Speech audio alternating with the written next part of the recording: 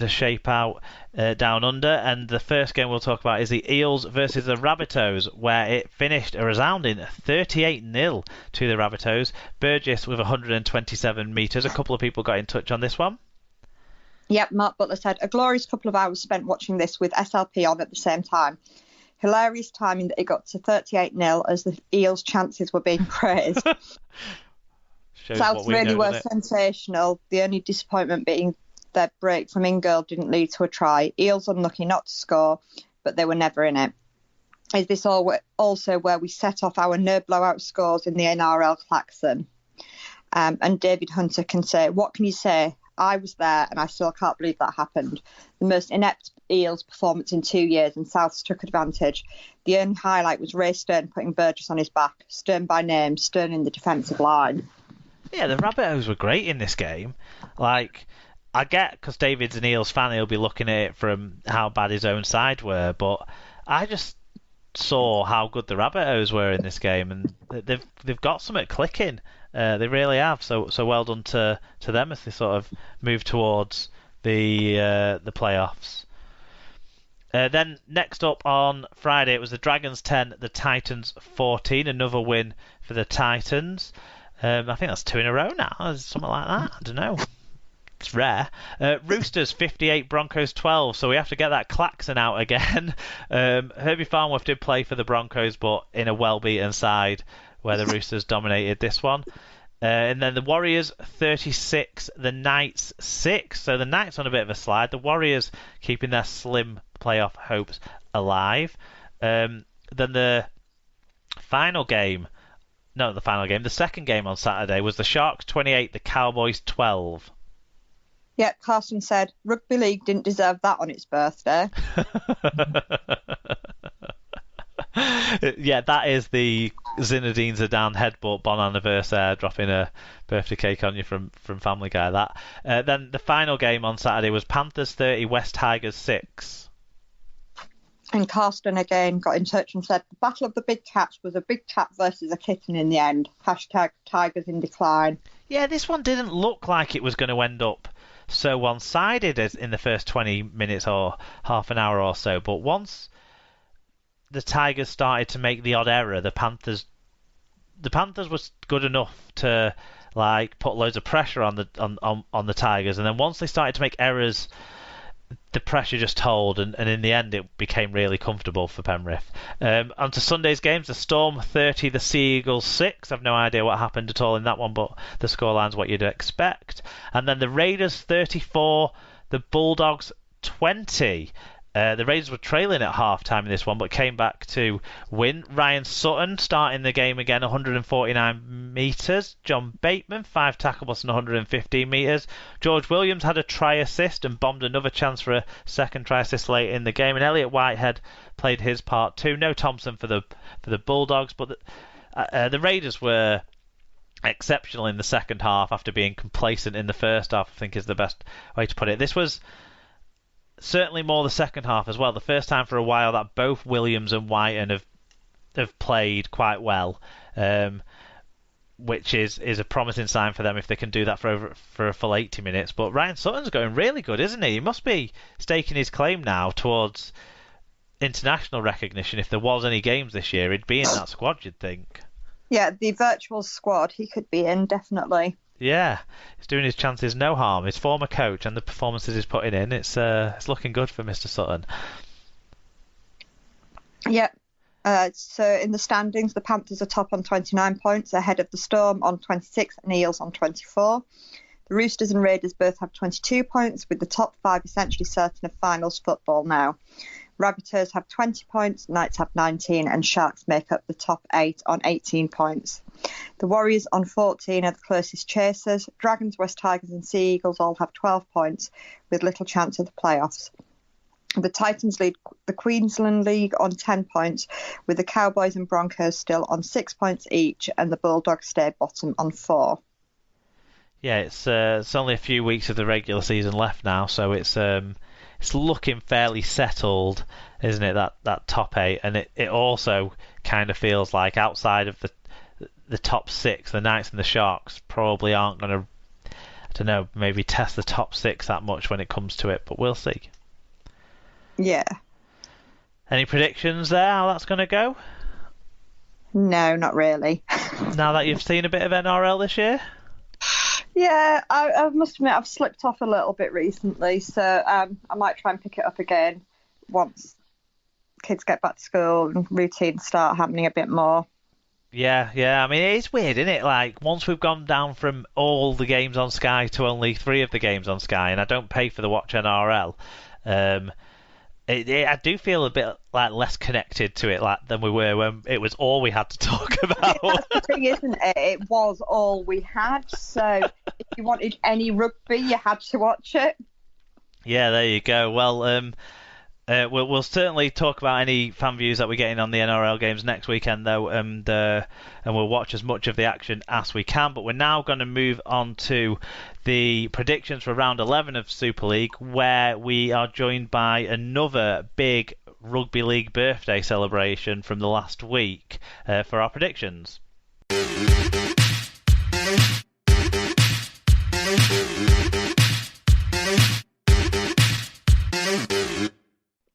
Right, it's predictions time on this week's SLP now. We're going to be talking about round 11 of Super League, and to keep up the birthday theme of this week, we're joined by a very special guest who celebrated his birthday in the last week, and that's Joshua. Hiya, Joshua. Hello. So, we're going to get your predictions on round 11 of Super League along with mine and your mum's, but before we do that, I thought it'd be a good chance as well just to get your take on Hull FC's victory at the weekend and how you think the season has restarted so far. So what did you make of Sunday's win against Huddersfield? I thought we played quite well, obviously from the back of all the coronavirus thing. How our players tested positive. And I thought Mark Sneed might have had it because he missed a kick, which was quite easy. So you're saying he deserved to get injured because he missed a kick? No, he's saying he thinks he might have had coronavirus. Oh, okay. And he got injured because he missed a kick. No, right. He missed the kick because he was injured. And there was a few different players coming in as well, weren't there, from your last game? Did they impress you? Yeah, I think Jack Brown's good since he got his injury. Got back from his injury. And I think Joe Cater did well as well. Yeah, definitely. What about how things have restarted? Obviously for Hull you had a bad game and then you've just had a good game and you had the big break in between, but have you been watching a lot of the games and do you think do you like watching it again now it's back? Yeah, I was really missing it. Do you think it's faster? And have you been at Mighton? Have you been practicing the 6 again as well, or do you think that's? We haven't.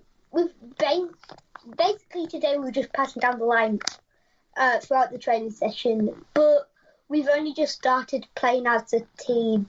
Training as a team again. And I don't know if we're doing 6 again. No. I don't think we're doing scrums. We weren't really doing scrums anyway, even if we were supposed to be doing them because we were, but I was just doing that they weren't. Yeah, at the moment they're not tackling at all, so it's hard to have 6 again. Yeah. Yeah, good point. But are you liking watching the games being a bit faster, Joshua? Yeah. Excellent, good stuff. Well, it's good. It's been good to catch up with you. Let's get your predictions for what's going to happen this week coming up then, and we're going to start with the Thursday 2:30 p.m. kick-off game, which you'll be able to watch because you're still not started back at school yet, which is good for you. That's Salford versus Castleford. So, Joshua, you can give the first guess on this one. Who do you think's going to win that game? I think Salford are going to win. Yeah. What about you, Sarah? Do you think the same? No, I'm going to go Castleford. Castleford by 8. Yeah.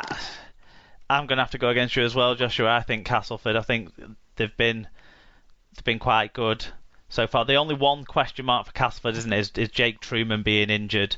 But Salford picked up a few injuries at the weekend as well. So it's a difficult one to call. But why do you think Salford then, Joshua? I think they've been playing really well at the moment. Apart from at the weekend. Apart from at the weekend. And also, I just think, like, I think they're going to win. Yeah, you still got those memories of them beating you a few weeks ago, haven't you, in your mind there? Just don't go away. I think we can predict what you're gonna predict on this next game, Thursday at 6 o'clock. Hull Kingston Rovers versus Wigan. Which way do you see this one going, Joshua? I think Wigan are going to win by a lot. Wigan by a lot. Okay, you don't think Morgan Smithies being suspended is going to be a big issue for Wigan to overcome? Nope. No. Well, Rovers have lost the past 6 games or something, so. They haven't won since the first game of the season, have they? So they're on a losing run, like you say. Sarah, what about you? Are you seeing this the same way as Joshua is? Yeah, I think. I think it's only going to go one way, really. And I think, it's going to be a win for you guys. Probably 20 points. Yeah, I don't want to be as overconfident because I don't want to convey that sort of thing to the team, but I still think we'll win. I'll go Wigan by 16, slightly less than your prediction. Oliver Gildart's back for Wigan this week. That's quite exciting for everyone to see because he's certainly a talented player who got injured playing for Great Britain last autumn, so that's good. But I think Wigan have got too much for Hull KR. They just, I mean, Wigan have got enough talent to take care of the mistakes that Hull KR will inevitably make the way they've been playing. Isn't that seems like the way that it is for Hull KR at the moment? Yeah. And no Adam Quinlan, of course, for them, which is a major loss. And still no Ben Crooks either. No, Briley as well is out, isn't he, this week? So a few key players out, but it gives young players a chance. So we'll see if those young players step up for Hull KR. The last game on Thursday is Wakefield versus Leeds. Now Wakefield, talking about teams with injuries, they've got a horrific run. I've looked at the squad that they've released this week, and there's based on squad numbers, number 1, number 2, number 3, number 5, and number 7 are all out. So Wakefield are nowhere near putting their best team on the park at the moment, and Leeds had a good win at the weekend. Joshua, what do you think on this one, Wakefield or Leeds? Leeds. Yeah, I think I went for Leeds by 16 or 20. I don't know. Yeah, Leeds by 2 or 3 scores, by 3 or 4 scores. Leeds comfortably. I agree with you, Joshua. I just think Wakefield are kind of the most embattled team, it seems, at the moment, and one of the teams that'll be thankful there's no promotion and relegation this year. So I agree. I'll say Leeds by 18, split the difference of what you said. What about you, Sarah? Yeah, I mean, I think even if it's an inconsistent Leeds team, I think that Wakefield are so decimated that it's going to probably only go one way, isn't it? Yeah, I think so. It does feel that way, doesn't it? It's got a sniff of inevitability, unfortunately, for Wakefield at the moment. But maybe they can surprise everyone. Friday, then, 6 o'clock on Sky. Huddersfield versus St Helens. Joshua, who do you see winning this one and why? St Helens by more than 30. I went on Super Blue. St Helens by a lot. Why do you think that? Do you think Huddersfield will still be without their key halfbacks? Yeah, probably. I mean, you're a young halfback yourself. You know a lot about that position already. St Helens will potentially have to draft in a young player as well, with Theo Farge getting injured at the weekend. So do you think, will you be excited to watch what young halfbacks play in this game at least, even though it might be one-sided? Maybe, but I might switch off when St Helens are winning by more than 40 million points. Sarah, do you think it's going to be a little bit closer than 40 million, but maybe 15, 20 million points? I think potentially, yeah. I mean, Huddersfield, certainly that first half against us, just didn't really seem to know what to do. And I think, they're without so many players still, aren't they? And I think that they've lost a couple more even from Sunday. So I just think that St Helens will run over them, pass around them, and generally go through them. So, yeah, I can see it being 24 points or so. Yeah, I'm going to go Saints by 20. Basically until further notice. I think until they play against Wigan or Warrington,